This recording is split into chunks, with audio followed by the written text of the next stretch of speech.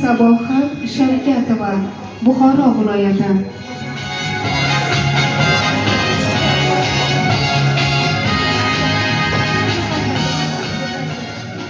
Assalomu alaykum. Assalomu alaykum. Raqam tanlang. 7-raqam. Odam o'g'li bu odamdan, odam o'g'li bu olamdan o'tguncha o't chiqarib obro'y olgan yaxshidir. Quzg'unlarning bo'shliq yotguncha bo'shliq panjasida qolgan yaxshidir. Mahtum qul. Odam o'g'li bu olamdan o'tguncha ot chiqarib obro' olgan yaxshidir. Quzg'unlarning qanotidami, quzg'unlarning yirtqichlarning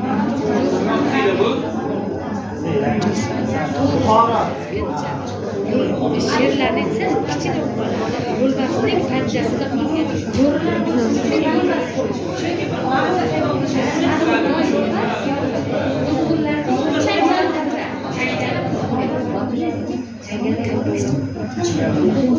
nima deb o'ylaysiz? Qaysisiz?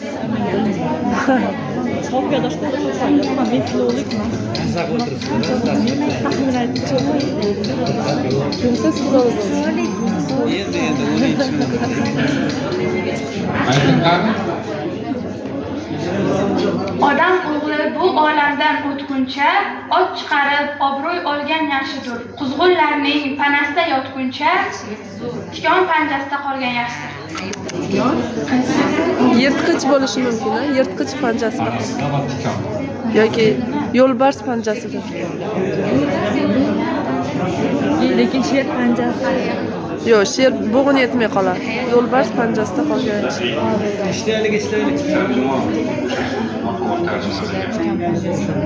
Ehtimol sinonim o'xshash so'z o'zi deyarli topilgan edi. Odam o'g'li bu olamdan o'tguncha ot chiqarib obro' olgan yaxshidir. Quzg'unlarning soyasida yotguncha burgut panjasida qolgan yaxshidir. Soyasida panasi mantiqiy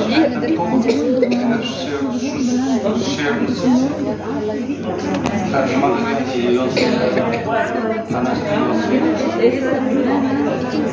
hozircha bog' qo'ya olmadik, ammo izohdan keyin, shartdan keyin albatta quzg'un bilan burgut sinonimsiz. shartlaringizni, mahoratingizni ilova qila olamiz. Marhamat 2 daqiqa. Bu hayvon ketyapti, ot chiqarib obro'y olgan yaxshidir deb hayvonlar bor edi. Mahtum qulining saylanmasdan olingan bo'lib, ma'nosiga keladigan bo'lsak, o'sha odam o'g'li, ya'ni har bir inson, har bir tirik jon bu olamdan o'tguncha, ya'ni uning o'lim vaqti yetganiga qadar ot chiqarib obro' olgan yaxshidir. Ya'ni har ishda, har bir boshlaydigan ishida ot chiqargani, mashhur bo'lgani yaxshi yoki umuman bu ishni boshlamaslik kerak. Quzg'unlarning soyasida yotguncha burgut panjasida qolgan yaxshidir. Mahtum quli ushbu ikkilik bilan burgut panjasida qolgan quzg'unlarni soyasida yotganidan obro'liroq, undan yaxshiroq. Ya'ni quzg'unni soyasida yotguncha, ya'ni quzg'unlardan bu yerda o'sha qalobliklar nazarda tutilmoqda nazarimda, shularning soyasida o'zini yashagandan ko'ra burgutni panjasiga tushgan yaxshi. Ya'ni undan o'lim ming afzalroq.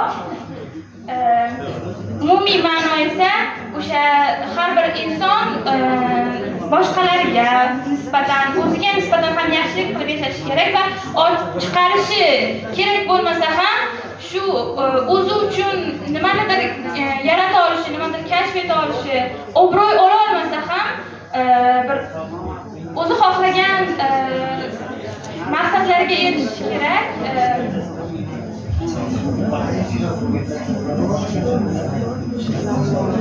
Sekin zo'r she'r ekan. Zo'r she'r ruhiyat tushgan. Ya'ni bugun panjasida qolgan bilan Rahmat. Samohat. Kim keldi siz qo'llab-quvvatlashga? otajonim, onajonim. Shu yerdalar, ha? Ana qarang. Ularning faoliyatida Mag'rur.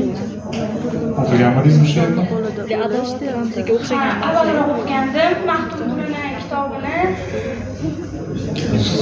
men abituriyentligimda faqat dars o'qiganman. Siz yolg'iz emassiz. Sabohat maktabda o'qiysizmi? Yo oliy o'quv yurtidami? Maktabda Xudo xohlasa oliy o'quv yurtiga kirasiz. She'rlarni sharhlash, tushunish, uni tushuntirish malakasiga ega bo'lasiz, Xudo xohlasa. Negadir Burgut panjasi deganda bu. Shunda Burgut panja panjasi nima uchun Burgut panjasi degan shoir. Maxtumqulni to'g'ri topdingiz.